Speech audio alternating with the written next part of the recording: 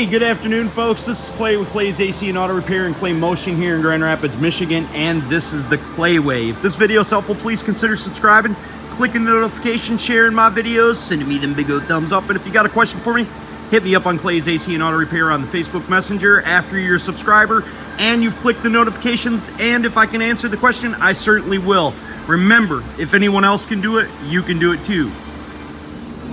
Okay, to remove this drive shaft, we're going to start by placing jack stands underneath the rear end and lifting our rear tires up off the ground.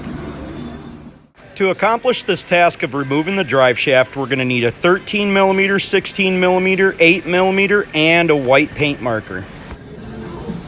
Okay, so I made marks on my front drive shaft. I've got one mark here. That tells me what the correlation is. I've got one single mark on the hoop here and two marks up there so I can make sure that my clips go in the right place. It's just one of them mechanical things. It's probably not necessary, nor does it matter if they're in the right place, but the orientation of the drive shaft is extremely important. And I made a mark on my rear differential so I can make sure the correlation is the same. I'm removing my drive shaft because the centering yoke is blown out. The first step is to loosen all the 8mm screws that are holding the front portion of the drive shaft together. The reason that I do the front is because I can get to all the screws without the drive shaft moving. And once I have all the screws out, I'm going to replace them and put them back inside. But this also allows me to spin the drive shaft and the rear end once it's out there, and I don't have to work with a loose transmission.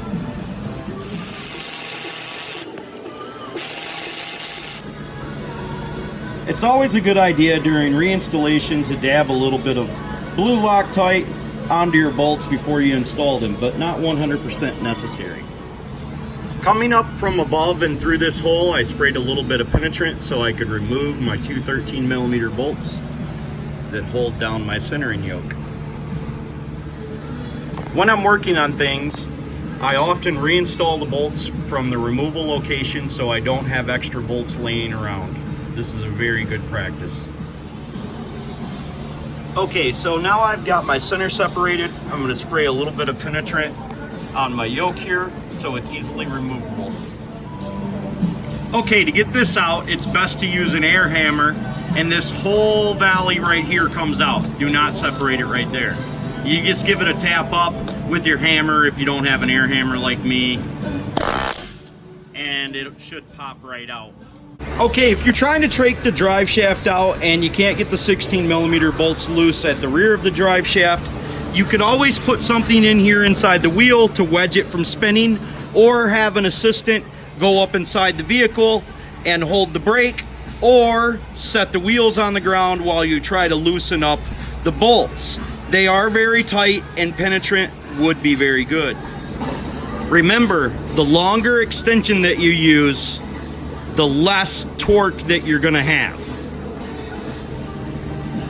Now, I'm gonna get my 16mm long deep well wobble socket on the top of there and remove the bolts.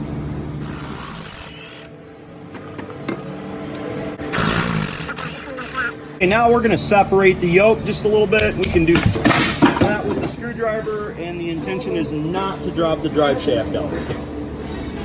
Okay, the drive shaft didn't come out exactly as I planned for the video, but it still makes good video. Don't drop your drive shaft like I did.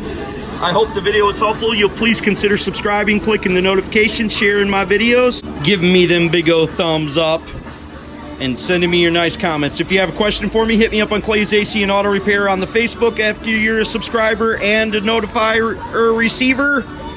I'll be happy to try to answer your questions if I can. God bless. Have the best of days. Remember, if anyone else can do it, you can do it too.